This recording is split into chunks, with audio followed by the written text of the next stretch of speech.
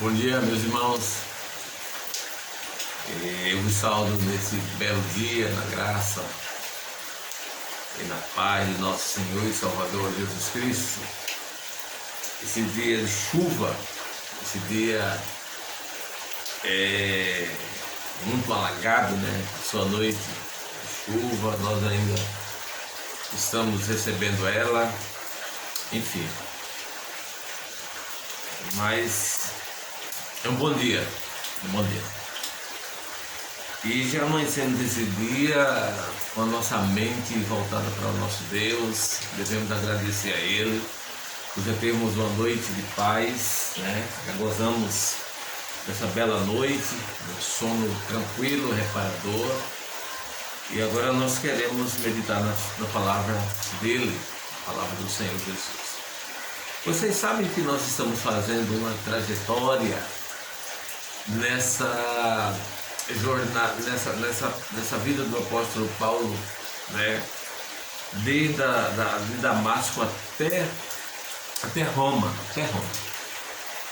E já chegamos na segunda viagem missionária de Paulo.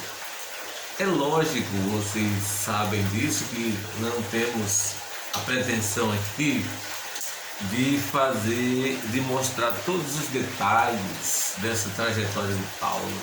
Nós estamos pegando apenas alguns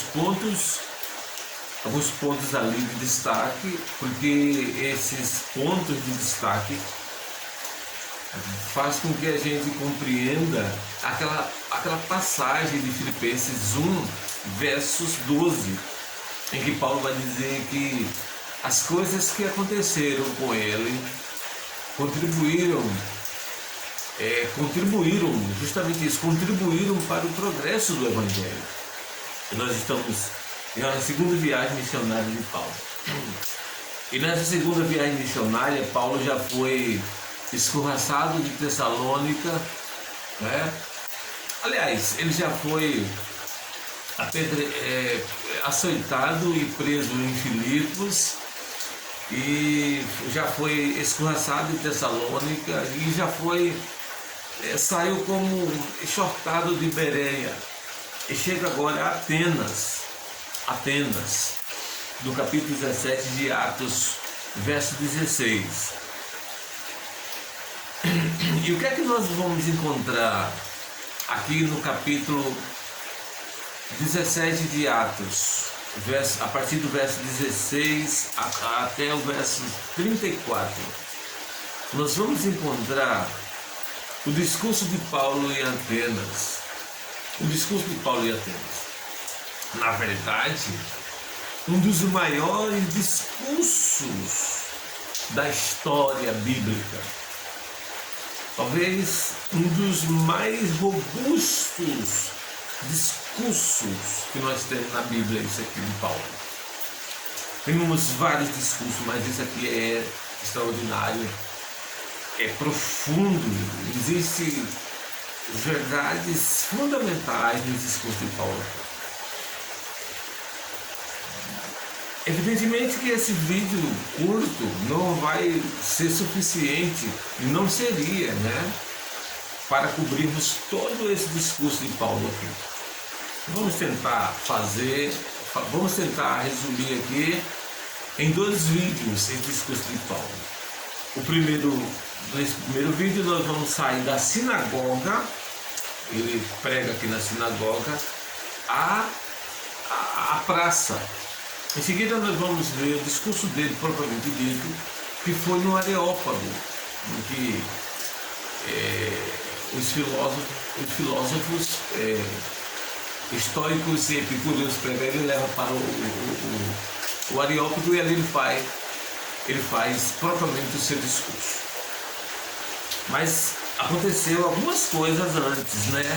Como na sinagoga e na praça. Nós vamos ver hoje essa questão de Paulo discutir na sinagoga e em seguida na praça. Mas vejam que eu queria levantar 2 pontos aqui sobre essa questão, sobre essa Atenas, a Grécia, né? Nós sabemos que Atenas é a Grécia. E o que é Atenas para o mundo daquela época? Atenas era a terra da filosofia. A terra da filosofia. Era lá que tinha os maiores, os mais elevados filósofos da época. Pelo menos nós podemos citar 3 ou 4 filósofos aqui de Atenas: Platão, Aristóteles, Péricles, não é? Platão, Aristóteles, Péricles, esses caras eram os grandes filósofos da época aqui de Atenas. Eram eles que enchiam as bibliotecas com suas filosofias, né? Aqui em Atenas. A segunda coisa que nós podemos falar sobre Atenas é que ela não era apenas o berço da filosofia, ela era também a cidade dos deuses.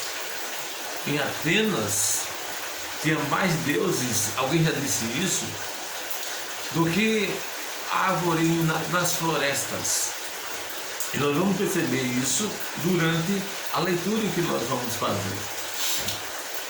Então esses 2 pontos aqui é fundamental para que a gente entenda o que é que Paulo, por que Paulo faz esse discurso em Atenas. A princípio, o que Paulo está fazendo em Atenas? Lógico, se ele é um pregador do Evangelho e que já está na sua segunda viagem missionária, nós chegamos a uma conclusão: ele está para pregar o Evangelho, e ele era um pregador que não tinha paradeiro. Ele estava ele entra na Macedônia, Bereia e depois Atenas. Mas não é isso que Lucas está mostrando no início do verso 13, do verso 16. Vejam aí. Enquanto Paulo os esperava em Atenas, esperar quem? Paulo estava esperando os seus companheiros de viagem, que estavam lá em Tessalônica. Porque quando Paulo chega em Bereia, quando Paulo chega em Bereia, em seguida em Atenas, ele manda um recado para os seus companheiros que viesse o mais rápido possível para encontrar-se com ele. Então Paulo está esperando a princípio os seus companheiros, e é nessa espera, talvez demorada, que ele vai levantar o seu discurso aqui em Atenas. Eu queria agora, desculpa, minha garganta está um pouco inflamada. Eu queria levantar 3 pontos, vamos chamar aqui de pontos, para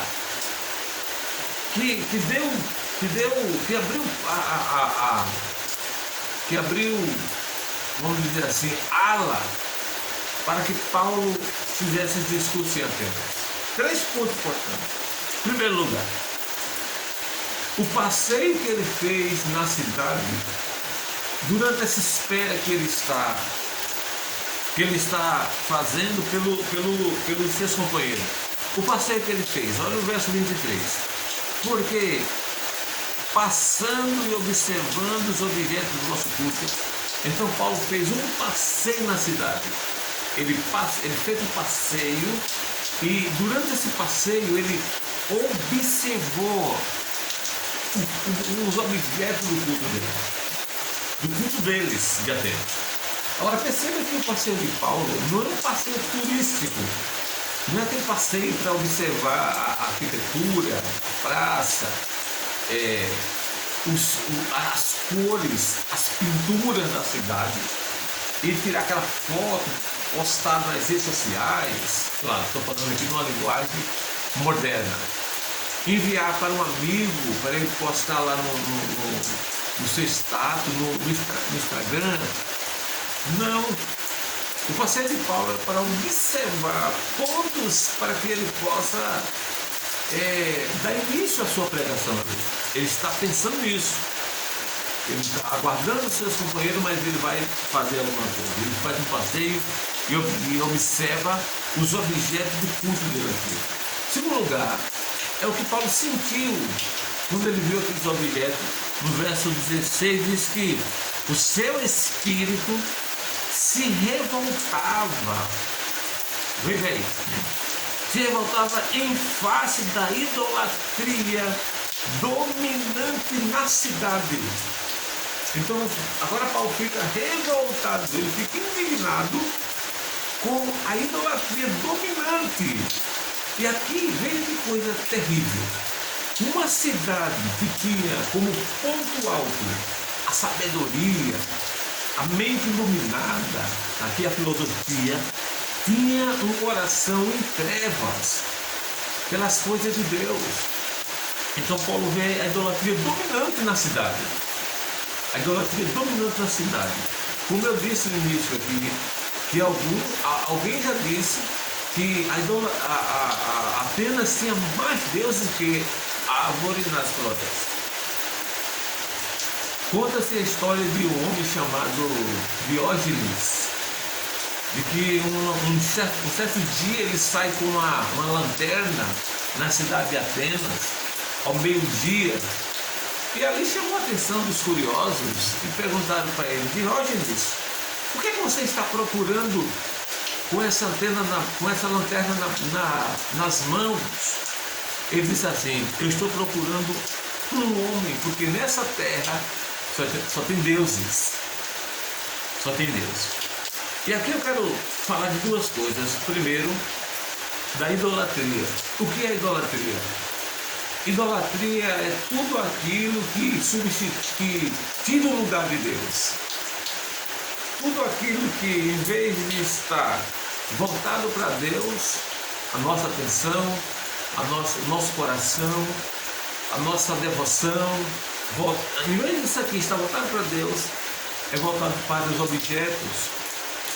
A idolatria pode ser qualquer coisa. Pode ser um carro, né, que a pessoa possua, uma casa que a pessoa construa, um filho que a pessoa recebe, né, pela graça de Deus. Pode ser uma esposa, pode ser um esposo, pode ser um trabalho, pode ser um artista que a pessoa diz que é o meu ídolo. Então, se essas coisas aí tira aquilo que Deus tem por direito, por ser soberano, então isso é idolatria. Segunda coisa aqui que eu quero falar é sobre essa questão de Paulo se revoltar com aquilo que Deus abomina. Então Deus abomina idolatria e Paulo se ira aqui com aquilo que Deus abomina. É coisa muito rara no nosso dia hoje. A gente sentir indignação pelo aquilo que Deus abomina. E Paulo aqui está irado com aquilo que Deus se ira. Com aquilo que Deus se ira. Então esse homem aqui é um homem de Deus que está na terra dos deuses. Um pregador do Evangelho está pisando em terreno que não tem outra coisa a não ser a idolatria. A terceira coisa que Paulo faz é agir. Então ele faz um passeio, observa. E à medida que ele está observando, ele fica indignado com a idolatria que encontra e agora ele age. Olha o verso 17. Por isso, dissertava na sinagoga entre os judeus e os gentios piedosos. Agora ele vai dissertar. O que é dissertar aqui? É debater, levantar um debate sobre isso aqui. E lógico que nós sabemos que no debate tem pergunta, resposta, réplica, tréplica. E tudo isso está envolvendo, pelo que o evangelho que Paulo prega, com uma situação deplorável, decadente da cidade de Atenas, a idolatria dominando ali. Então Paulo começa na sinagoga. Agora perceba que o discurso de Paulo ele sai de um lugar para o outro. Ele sai da sinagoga e vai para a praça principal. E à medida que ele sai, o seu discurso sai da sinagoga para a praça, evidentemente que o seu público também muda. Ele agora não está falando, não está dissertando, discutindo apenas com os judeus e os gentios piedosos. Ele agora está levando o seu discurso a mais gente, ele está abrangendo o seu discurso. Agora está na praça principal. E agora não é apenas nos sábados, é todos os dias, entre os que se encontravam ali. E a praça para os gregos não era... Eu ouvi uma vez um pregador, foi o pastor Hernandes Dias Lopes, ele destacando essa aqui, disse que as praças para os gregos não é como as praças que nós temos hoje, bonita, toda cheia de jardim, assentos ali, assentos aqui para os aposentados assentarem-se, né? Discutir ideias, mesas apropriada, né, para jogar dominó, damas, por aí. Não, praça para os gregos era um lugar de discussão, discutir política, discutir ideias filosóficas, discutir religiões. E aqueles estão justamente nessa questão da discussão, no debate. Paulo chega ali para pregar para eles todos os dias, todos os dias. Agora, essa atitude de Paulo aqui incendeia Atenas. Porque olha o verso 21, como é curioso o verso 21. Veja o que ele diz para Paulo: pois todos os de Atenas e os estrangeiros residentes de outra coisa não se cuidavam de não dizer, ouvir as últimas novidades. Isso que você está falando, Paulo. Irmãos, Paulo calou Atenas. Não se discutia mais filosofia, não se discutia mais política. Estou dizendo que essas coisas são erradas. Não se discutia mais religião. A discussão era as novidades que Paulo falava. Isso aqui é maravilhoso, é fantástico. Porque o que Paulo fez foi muito mais do que nós não fazemos com o recurso que nós temos. Paulo fez sem os recursos que nós temos. E nós não fazemos com todos os recursos que nós temos. Paulo não tinha internet, Paulo não tinha telefone celular, Paulo não tinha imprensa, Paulo não tinha nada. Mas o que ele tinha foi a verdade do Evangelho. E essa verdade do Evangelho cobre em poucos dias Atenas. Isso é impressionante isso aqui. Maravilhoso aqui. Agora perceba também que durante nesses dias que Paulo está na praça pública, ele encontra duas linhas de filosofia totalmente diferentes. Quais foram as duas linhas? Os epicureus e os estoicos. Olha o verso 18. E alguns dos estoicos e epicureus contendiam com ele. Também entrou no debate os estoicos e os epicureus. Veja que são duas linhas de filosofia totalmente diferentes. E esse aqui nós temos uma pista. Por que as pessoas iam para a praça pública? Porque ia discutir filosofia. Aqui tinha o ponto de quem era o filósofo mais elevado, quem tinha mente mais brilhante. E lógico que à medida em que a filosofia ia ser discutida, aquele filósofo ia trazendo mais seguidores para cima de si, não é? Os epicureus, ninguém sabe aqui quem tinha mais público. O fato é que as duas linhas de filosofia tinham seguidores. Agora Paulo discute aqui com os epicureus. O que pensavam os epicureus?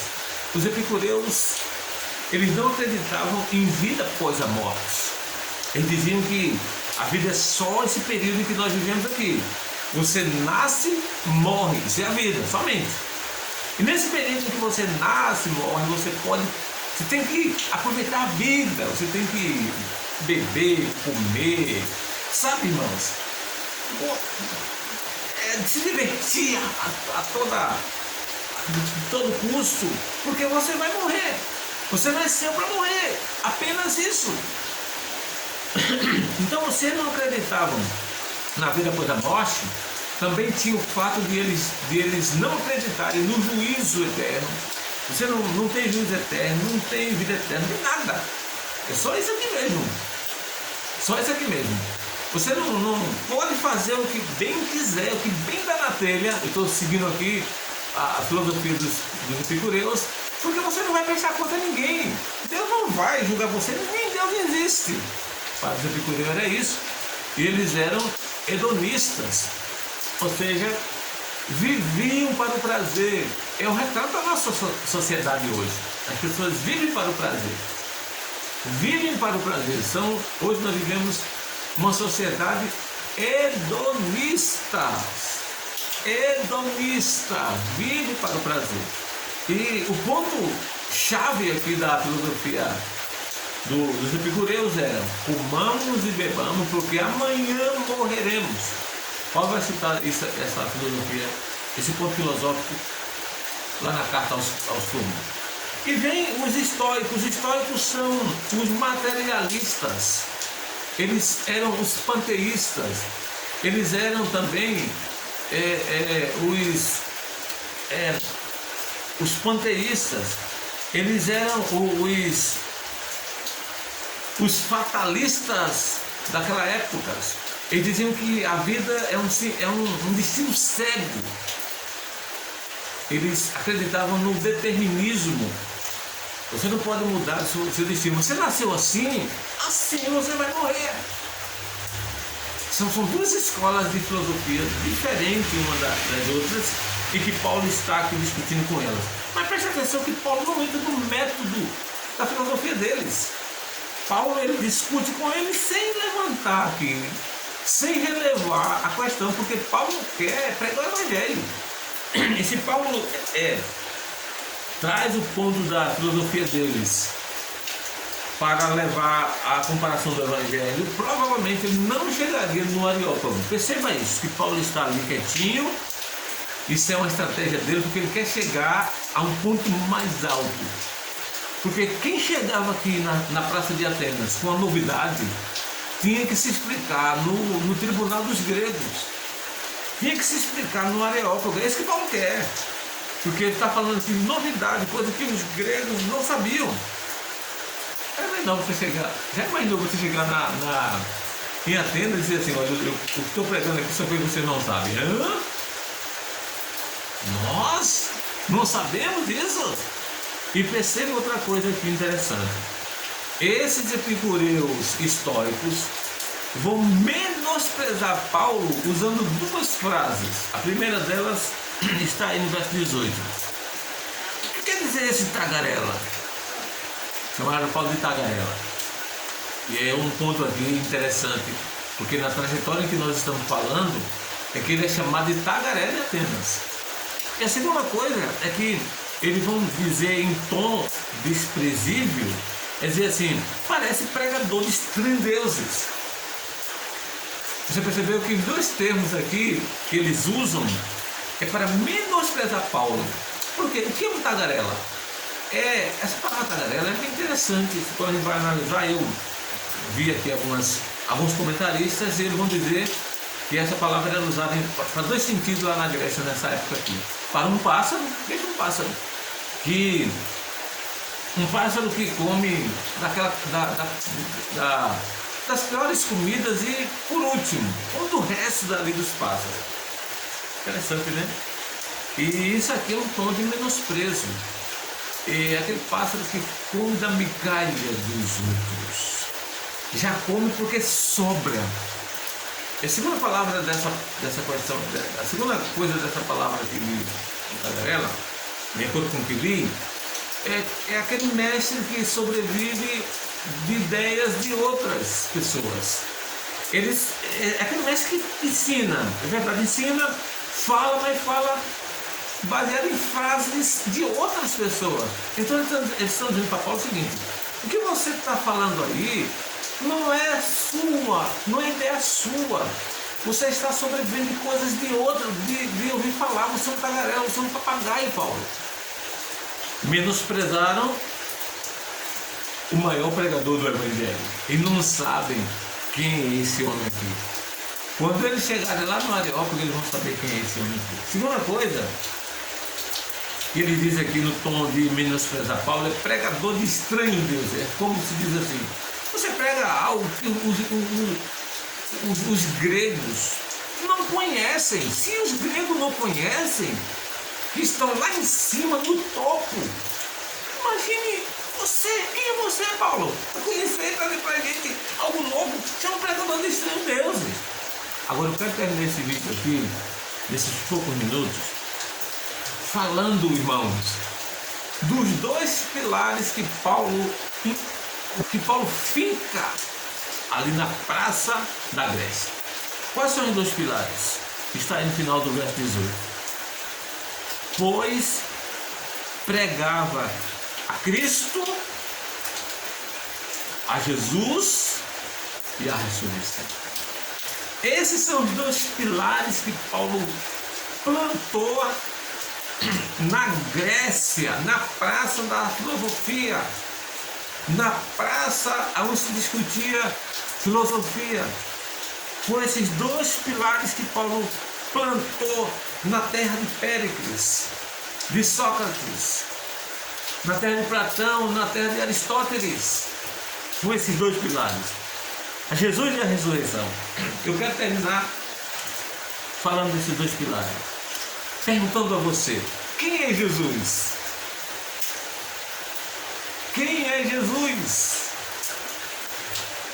Jesus e a ressurreição para os gregos aqui era na verdade um casal de deuses, porque Jesus está no artigo aqui, no artigo masculino, e ressurreição, que é a palavra grega é anastásia, está no artigo feminino. Então eles entenderam, Jesus um Deus, ressurreição uma deusa. Eles são coisa maravilhosa, está falando sobre um casal de deuses, mas não era um casal de deuses, era dois pilares que sustentava e sustenta e sustentará por toda a eternidade o Evangelho. Então quem é Jesus?